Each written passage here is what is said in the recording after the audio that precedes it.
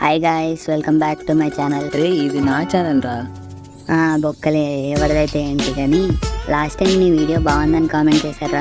Editing కూడా బాగా చేసావట. సర్లే కానీ మీ స్కూల్లో దయ్యం ఉందని ఎప్పుడైనా విన్నావారా? మా స్కూల్లో దయ్యం ఉందని నీకెలా తెలుసు రాకి? మరేమో మా రూపా చెప్పింది. మా స్కూల్ 4th ఫ్లోర్లో ఒక ల్యాబ్ ఉందట. ఆ ల్యాబ్లో స్కెలిటన్ దానికదే కలుగుతుందట. ఇంకా రాత్రి మూన్ వాక్ కూడా చేస్తుందటరా. కానీ నిన్ను ఏదో అని చేసిందిరా. మూన్ వాక్ అంటే మైకిల్ జాక్సన్ స్టెప్ రా. ఓ షెట్, ఆమె ముందు పరుగు పోయిందిరా. సర్లే కానీ ఇవాళ చెప్పే స్టోరీ దేని గురించో తెలుసా? ఒకవేళ నిజంగానే ఒక స్కూల్లో దయ్యం ఉంటే అదే వాళ్ళ మన టాపిక్. నువ్వు ఏ టాపిక్ మీదైనా స్టోరీ చెప్పరా, నేంటా. కానీ పోయినసారిలాగా మాత్రం సడన్గా దయ్యాలు వచ్చే వీడియోలు పెట్టకరా, భయపడి చచ్చిపోతాను. సరే, ఇంకా లాగ్ చేయకుండా లెట్స్ రోల్ ఆర్ ఇంట్రో.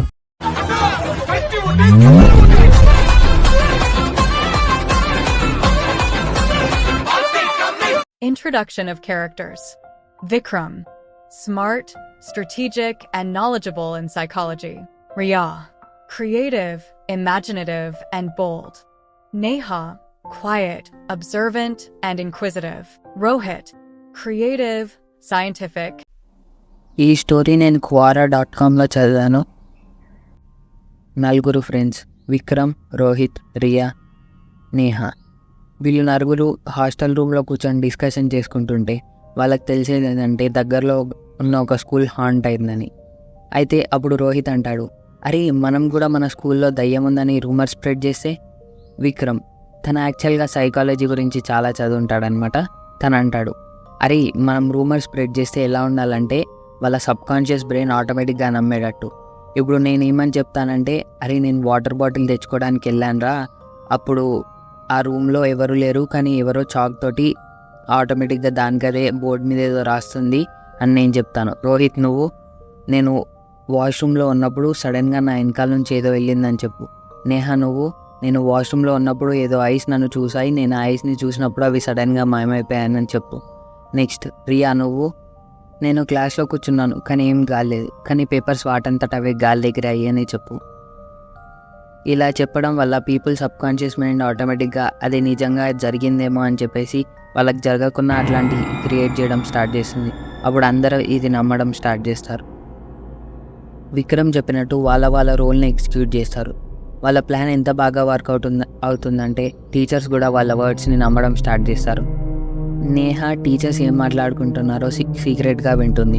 అప్పుడు నేహా వినే విషయం ఏంటంటే, ఒక టీచర్ ఉండి మేబీ ఇది తనే కావచ్చు అంటే, ఇంకో టీచర్ అవును కావచ్చు అంటుంది. నేహా ఈ మ్యాటర్ తీసుకెళ్ళి వాళ్ళ గ్రూప్లో చెప్తుంది. ఇదంతా విన్న రోహిత్ ఇలా అంటాడు, అయినా ఇప్పుడు నిజంగానే దయమున్న మనల్ని ఏం చేస్తుందిలే. అప్పుడు విక్రమ్ ఇలా అంటాడు, ఇప్పుడు మన ప్లాన్ని స్టెప్అప్ చేయాల్సిన డే వచ్చేసింది. అప్పుడు నేహా అంటుంది, నా దగ్గర ఒక ఐడియా ఉంది. మనందరం కలిసి బోర్డ్ మీద హెల్ప్ మీ అని రాయడం, ఇంకా బుక్స్ చిందరబందరంగా పడేయడం, ఇంకా బ్లడ్తో స్కూల్లో స్టెప్ మార్క్స్ వేసామనుకో అందరూ భయపడడం స్టార్ట్ చేస్తారు. అప్పుడు నేహా ఇలా ఉంటుంది, బ్లడ్తో స్టెప్ మార్క్స్ వేస్తాం కరెక్టే, కానీ ఎండ్ పాయింట్ ఎక్కడికి వేద్దాం. అప్పుడు మిగతా ముగ్గురు ఒకటేసారి లైబ్రరీ అంటారు. అప్పుడు రోహిత్ ఇలా అంటాడు, మనం బ్లడ్ కోసం సోప్ వాటర్ ఇంకా పసుపుని మిక్స్ చేస్తే బ్లడ్ లాగా ఉంటుంది, దాంట్లో H2S మిక్స్ చేసామనుకో అది ఆటోమేటిక్గా బ్యాడ్ స్మెల్ వస్తుంది, దాన్ని మనం ల్యాబ్లోంచి కొట్టేయచ్చు అనుకోండి. ఇవాళ నైటే అదంతా చేద్దామని ప్లాన్ చేసుకొని నైట్ కరెక్ట్ 12 o'clockకి వాళ్ళ హాస్టల్ నుంచి జంప్ చేసి కరెక్ట్ స్కూల్ ఎంట్రన్స్ దగ్గర వీళ్ళు నలుగురు కలుస్తారు. వీళ్ళు నలుగురు ఒక్కొక్క వర్క్ని డివైడ్ చేసుకుంటారనమాట. రియా ఇంకా విక్రమ్ ఉండేసి బోర్డ్ మీద హెల్ప్ మీ అని రాయడం, ఇంకా బుక్స్ని చిందరవందరగా పడేయడం చేస్తారు. ఇంకా రోహిత్ ఇంకా నేహా బ్లడ్ మార్క్స్ వేయడం స్టార్ట్ చేస్తారు. అయితే బ్లడ్ మార్క్స్ వేసే టైంలో నేహా సంథింగ్ అబ్నార్మల్గా అబ్జర్వ్ చేస్తుందన్నమాట. వీళ్ళందరూ లైబ్రరీ వరకు స్టెప్స్ వేసి వెళ్ళి లైబ్రరీలో కూర్చుంటారు. అప్పుడు రోహిత్ ఉండి, అయితే యాక్చువల్గా రోహిత్కి నేహా మీద క్రష్ ఉంటుంది, ఇంకా నేహాకి రోహిత్ మీద క్రష్ ఉంటుంది, కానీ ఇద్దరు ఎవరికెవరు చెప్పుకోరు ఇప్పటి వరకు. అయితే రోహిత్ ఉండి, ఇంకా చెప్పు ఏదో ఒకటి అంటాడు. అప్పుడు నేహా ఇలా అంటుంది, నేను స్టెప్ మార్క్స్ వేసేటప్పుడు నన్ను ఎవరో చూసినట్టు అనిపించింది. అయితే రోహిత్ ఇలా అంటాడు, ఇవన్నీ మనం వేరేటోళ్ళకి చెప్పాలి, నువ్వు నాకు చెప్పి నన్ను భయపెట్టిద్దామని ట్రై చేయకు. అప్పుడు నేహా ఇలా అంటుంది, పక్కా అక్కడేదో ఉంది, నేను చూడడానికి వెళ్తున్నాను, నువ్వు వస్తావా రావా. రోహిత్ కొంచెం భయంతో ఇలా అంటాడు, ఏ అవసరమా, నేను వెళ్తున్నాను, నువ్వు వస్తే రా లేకుంటే లేదు అని నేహ అంటుంది. నేహ ఒక సైడ్కి వెళ్తుంది. రోహిత్ కూడా సైలెంట్గా ఫాలో అవుతాడు. అయితే నేహ ఒక దగ్గర ఆగి, ఇక్కడ అండర్ గ్రౌండ్ రూమ్ ఉంది, అబ్జర్వ్ చేసావా? మేబీ ఇక్కడే జరిగిందేమో అనుకుంటా కొంచెం ముందరికి వెళ్తుంది. లైబ్రరీ ర్యాక్లో ఒక బుక్కి మాత్రం రెడ్ మార్క్ ఉండి ఆ బుక్ మాత్రం మిగతా అన్ని బుక్స్కి కొంచెం డిఫరెంట్గా ఉండడం అబ్జర్వ్ చేస్తుంది. ఆ బుక్ తీసుకుంటుంది నేహ. అసలు నువ్వు ఎవరితో మాట్లాడుతున్నావు అని రోహిత్ అంటాడు. రాను, నన్ను ఫాలో చేస్తూ అంటుంది. అంతలోపే విక్రమ్ను రియా రావడంతో వీళ్ళు వాళ్ళ హాస్టల్కి తిరిగి బయలుదేరుతారు. అందరి లోపల ఒక చిన్న హ్యాపీనెస్. రేపు మనం అనుకున్న దానికంటే చాలా ఎక్కువది జరగబోతుంది. ఎందుకంటే మనం స్కూల్ అంతా డిఫరెంట్గా మార్చేసాం, ప్రతి ఒక్కరూ భయపడతారు అనుకొని వాళ్ళ బెడ్లోకి వెళ్ళి పండుకుంటారు. అందరికీ వాళ్ళ కళలో వెనకాల నుంచి వాళ్ళని అబ్జర్వ్ చేసినట్టు ఒక కళ వస్తుంది. వాళ్ళు ఏమేం చేశారో మొత్తం ఆ కళలో కనబడుతుంది. ఫస్ట్ వాళ్ళు భయపడతారు. లాస్ట్కి ఆ కళలో ఏమొస్తుంది అంటే హెల్ప్ మీ అని ఎవరో ఒక బోర్డు మీద రాస్తారు. ఆ బోర్డు మీద చాలా టెరిఫైయింగ్గా రాస్తారు. ప్రతి ఒక్కరూ ఈ కళ నాకు మాత్రమే వచ్చింది అనుకొని లైట్ తీసుకుంటారు. అయితే వాళ్ళు నలుగురు మళ్ళీ స్కూల్లో కలిసాక వాళ్ళ ఎదురుగా ఒక ర్యాండమ్ స్టూడెంట్ వచ్చి ఇలా అంటాడు, ఇవాళ అమావాస్య, అందుకే అది ఇలా చేస్తుంది, అది అలా చాలా పవర్ఫుల్గా ఉంటుంది అంటారు. అయితే నలుగురు వెళ్ళి కూర్చున్నాక రోహిత్ ఉండి ఇలా అంటాడు, బోర్డు మీద మీరు నిజంగా చాలా టెరిఫైయింగ్గా రాశారు, చూస్తే నాకే భయమవుతుంది. అయితే అప్పటి వరకు ఆలోచించుకుంటూ ఉన్న విక్రమ్ ఇలా అంటాడు, ఇది మేము రాసిన హ్యాండ్ రైటింగ్ కాదు, నాకు నిన్న రాత్రి కళలో వచ్చిన హ్యాండ్ రైటింగ్. అప్పుడు మిగతా ముగ్గురు ఇలా అంటారు, మీకు కూడా వచ్చిందా కళ? అప్పుడు వాళ్ళకు అర్థమవుతుంది ఇక్కడ నిజంగానే ఏదో ఉందని. అయితే నేహాకి అప్పుడే ఒక థింగ్ గుర్తొస్తుంది. తను నిన్న రాత్రి లైబ్రరీ నుంచి తీసుకున్న బుక్. అయితే నలుగురు ఆ బుక్ ఓపెన్ చేసి చదవడం స్టార్ట్ చేస్తారు. దానిలో మంచి పోయట్రీస్, ఇంకా నావెల్స్, స్టోరీస్ ఇంకా ఉంటాయి. అయితే ప్రతి పోయం, ప్రతి నావెల్ లాస్ట్కి written by Arjun, A future poet అని ఉంటుంది.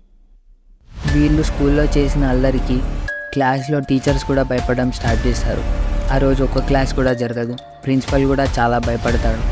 అయితే అప్పుడు నేహ ఇలా అంటుంది, నేను సార్ దగ్గరికి ఫోన్ కాల్కి అని తీసుకొని తిన పేరు గూగుల్లో సెర్చ్ చేశాను, తిన గురించి మనకేమైనా తెలియవచ్చు. అయితే గూగుల్లో సెర్చ్ చేసినా కూడా అర్జున్ ఎలాంటి పోయెట్ అని ఏం డీటెయిల్స్ దొరకదు. అయితే విక్రమ్ ఇలా అంటాడు, ఒకసారి మన స్కూల్లో ఎవరైనా చనిపోయారా చెక్ చేయి. అప్పుడు నేహ చెక్ చేసి ఒక్కరు చనిపోయారు, తను బ్రెయిన్ హ్యామరేజ్ వల్ల చనిపోయాడట. తనని అప్పటికే హాస్పిటల్కి తీసుకెళ్ళి ప్రిన్సిపల్ చాలా కాపాడడానికి ట్రై చేశాడట, కానీ ఎలాంటి ఉపయోగం లేదు. నాకు ఐడియా, విక్రమ్ ఇలా అంటాడు, మనం రివర్స్ సైకాలజీ వాడదాం. అర్జున్ ఒకవేళ రియల్గానే నార్మల్ డెత్ అయితే ఇప్పుడు స్కూల్లో ఎలాంటి రియాక్షన్ ఉండదు. ఒకవేళ అర్జున్ని వీళ్ళే చంపేస్తే చాలా రియాక్షన్ ఉంటుంది. కాబట్టి మీ ఫ్రెండ్స్ అందరికీ మీరు అర్జున్ అనే పేరు చెప్పండి, ఆ దయ్యం పేరు అర్జున్ అని చెప్పండి. విక్రమ్ చెప్పిన సైకాలజీ ప్లాన్స్ అన్నీ వర్క్ అవుతాయి కాబట్టి వాళ్ళు అర్జున్ అనే నేమ్ని చాలా బాగా స్ప్రెడ్ చేస్తారు. వీళ్ళ ప్లాన్ అనుకున్న దానికంటే చాలా బాగా పనిచేస్తుంది. అయితే నెక్స్ట్ డే ప్రిన్సిపల్ వచ్చి మన స్కూల్లో చాలా డిఫరెంట్గా థింగ్స్ జరుగుతున్నాయి కాబట్టి 1 వీక్ హాలిడే అనౌన్స్ చేస్తున్నాను అంటాడు. అయితే ప్రిన్సిపల్ని ఒక స్టూడెంట్ లేసి, సార్ అర్జున్ ఎవరు అని అడుగుతారు. అప్పుడు ప్రిన్సిపల్ కొంచెం టెన్షన్ తోటి, అర్జున్ ఎవరు నాకు తెలియదే అంటాడు. ఇంకా విక్రమ్ డిసైడ్ అవుతాడు, పక్కా అర్జున్కి స్కూల్కి ఇంకా దయ్యానికి ఏదో సంబంధం ఉందని. హాలిడేస్లో అందరూ కలిసి రియా ఇంట్లో కలుసుకుంటారు. అయితే నలుగురు ఇలా మాట్లాడుకుంటారు, పక్కా అర్జున్కి ఏదో జరిగింది, కానీ ఏం జరిగిందో మనం ఎలా తెలుసుకోవాలి. అప్పుడు రియా ఇలా అంటుంది, చూడండి నేను డార్క్ వెబ్లో ఒకటి చదివాను, మీరేమనుకోనంటే మనం అదే చేద్దాం. అప్పుడు అందరూ సరే అనడంతో రియా ఎక్స్ప్లెయిన్ చేయడం స్టార్ట్ చేస్తుంది. మనం ఒక ఖాళీ రూమ్ తీసుకోవాలి, ఆ రూమ్ మధ్యలో ఒక సాల్ట్ తోటి ఒక సర్కిల్ గీసి ఆ సర్కిల్కి ఎలాంటి బ్రేక్స్ ఉండొద్దు. సర్కిల్ గీసి ఆ సర్కిల్ మధ్యలో ఎవరో ఒకరు కూర్చోాలి. ఆ దయ్యానికి సంబంధించిన ఏదో ఒక థింగ్ పట్టుకొని చేతిలో ఒక క్యాండిల్ పట్టుకోవాలి. మిగతా 3 మెంబర్స్ ఆ సర్కిల్ చుట్టూ కూర్చోవాలి. ఈ 3 మెంబర్స్ వాళ్ళ చేతిలో ఉన్న క్యాండిల్ని మాత్రమే అబ్జర్వ్ చేసుకుంటూ ఉండాలి. ఇంకా మధ్యలో కూర్చున్న మెయిన్ పర్సన్ అతని చేతిలో ఉన్న క్యాండిల్ని పట్టుకొని దాన్ని అబ్జర్వ్ చేస్తూ ఉండాలి. అలాంటి టైంలో మనం ఒక స్పెల్ చదవాలి 7 times. అందరం కలిసి 7 times చదివినాక ఆ దయ్యం వస్తుంది. అర్జున్ని ఒక ట్రాన్స్లోకి తీసుకెళ్ళి తను ఏదైనా చెప్పాలనుకుంటే అదంతా చెప్తుంది. తను ట్రాన్స్లో ఉన్నప్పుడు తన కళ్ళు బ్లాక్గా మారడం, తను ఊకే షేక్ కావడం ఇలాంటివన్నీ జరుగుతుంది. అయితే మిగతా 3 పర్సన్ మాత్రం తన చేతిలో ఉన్న క్యాండిల్ని మాత్రమే అబ్జర్వ్ చేయాలి. ఒకవేళ వాళ్ళు వేరే ఎడ్ సైడ్ అన్నా చూస్తే వాళ్ళకి డిఫరెంట్ క్రియేచర్స్ కనబడడం, లేకుంటే వాళ్ళు వేరే ట్రాన్స్లోకి వెళ్ళడం ఇట్లాంటివి జరిగే ఛాన్సెస్ ఉన్నాయి. కాబట్టి వాళ్ళు వాళ్ళ చేతిలో ఉన్న క్యాండిల్ని మాత్రమే అబ్జర్వ్ చేస్తూ ఉండాలి. తర్వాత ఆ దయ్యం చెప్పడం అయిపోయాక తను బయటికి వస్తాడు ట్రాన్స్లోంచి. అప్పుడు ఎగ్జిట్ స్పెల్ చదివి అక్కడికి దాన్ని ఏం చేయాలి. అప్పుడు రోహిత్ ఇలా అంటాడు, నేను మధ్యలో కూర్చుంటాను. అయితే మిగతా అందరు డిస్కస్ చేసుకుంటారు మనం అసలు ఇది ఎక్కడ చేద్దామని. అప్పుడు నేహ ఇలా అంటుంది, మా ఇంట్లో సెల్లార్లో ఒక రూమ్ ఖాళీగానే ఉంది, ఆ రూమ్లో మనం ఇచ్చేద్దామంటుంది. సరే అని చెప్పేసి ఆ రోజు నైట్ అది చేస్తారు. అయితే ఆ రోజు నైట్ అది చేసినప్పుడు 7 times స్పెల్ చదవగానే రోహిత్ కళ్ళంతా ఒకటేసారి బ్లాక్ అయిపోయి తను ఊగుకే షేక్ అవ్వడం, ఇంకా తను మొత్తం బాడీ అంతా షివరడం, తన బాడీ అంతా చెమటలు పట్టడం లాంటివన్నీ జరుగుతూ ఉంటాయి. తను 15 minutes తర్వాత నార్మల్ అవుతాడు. ఆ 15 minutes వీళ్ళకి ఒక గంటలాగా అనిపిస్తుంది. కానీ మధ్యలో నేహ అటు ఇటు చూస్తుంది. అప్పుడు తనకి వేరే వేరే క్రియేచర్స్ కనపడుతుంది. భయంతో మళ్ళీ క్యాండిల్నే చూస్తుంది. అయితే ఇదంతా అయిపోయిన తర్వాత వాళ్ళ రూమ్ అంతా క్లీన్ చేసి పైనకి వెళ్ళి కూర్చొని అసలు నీకేం కనపడిందో చెప్పు అని రోహిత్ని అడుగుతారు. రోహిత్ ఇలా చెప్తాడు, నాకు ఒక పర్సన్ కనబడ్డాడు. తనకి ప్రతి సబ్జెక్ట్లో యావరేజ్గా 100కి 80 ఇంకా 75 ఆ రేంజ్లో వస్తుంది. తను ఒక యావరేజ్ స్టూడెంట్ అని తను నాకు చెప్పడానికి ట్రై చేసిందేమో. తర్వాత తను ఒక నైట్ అంతా కూర్చొని ఏదో బుక్లో రాస్తూ ఉన్నాడు. ఆ స్టోరీస్ ఇంకా పోయమ్సే ఏమో. అయితే తను పండుకునేటప్పుడు కూడా ఇదే అంటున్నాడు, అరే నేను పక్కా ఇది నన్ను సబ్మిట్ చేయాలి, ఎల్లుండే దీని సబ్మిషన్ డేట్ అని అనుకుంటున్నాడు. అయితే ఆ రోజు తను లైబ్రరీకి ఏదో బుక్ తీసుకురావడానికి 6 o'clock వెళ్ళాడు. మనం అప్పుడు అండర్ గ్రౌండ్ రూమ్ లాగా ఒక రూమ్ చూసాం చూడు, బై మిస్టేక్లా ఆ స్టెప్ మీద కాలేయడంతో ఆ స్టెప్ వీక్గా ఉండడంతో తను కింద పడి తన తలకు దెబ్బ తాకింది. బ్లీడింగ్ అవ్వడం స్టార్ట్ అయింది.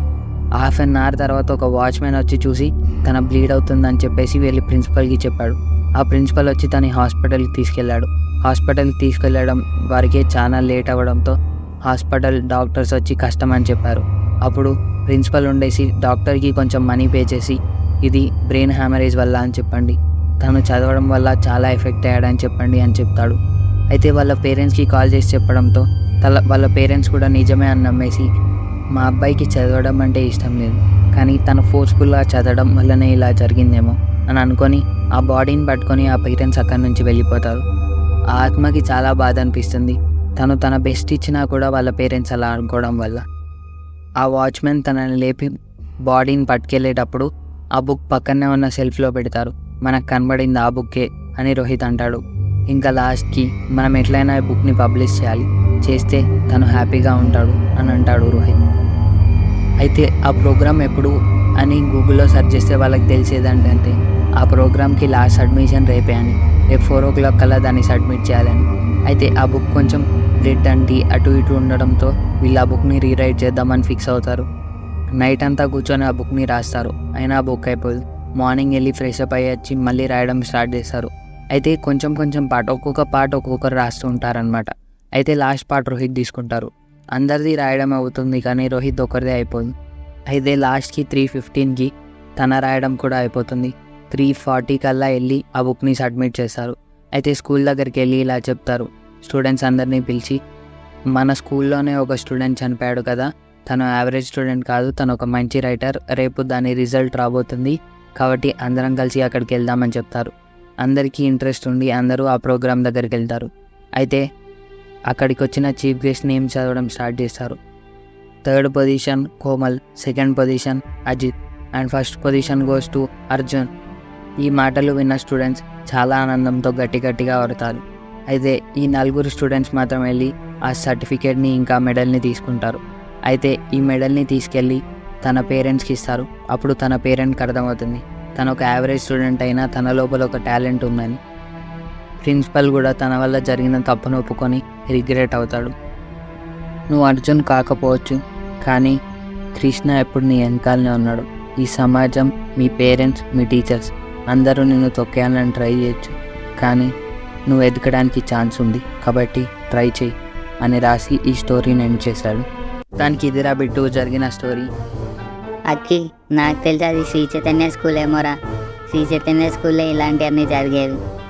అలాగే ఆడియన్స్కి లైక్, షేర్, సబ్స్క్రైబ్ గురించి కూడా చెప్పరా బిట్టు, నువ్వు చెప్తే చేస్తారు. నువ్వు అంత నమ్మకంగా అడిగాక చెప్పనా? ప్లీజ్ మాకి ఛానల్కి లైక్, షేర్ అండ్ సబ్స్క్రైబ్ చేయండి. మీకు ఈ స్టోరీ నచ్చుంటే పక్కా కింద కామెంట్లో చెప్పండి.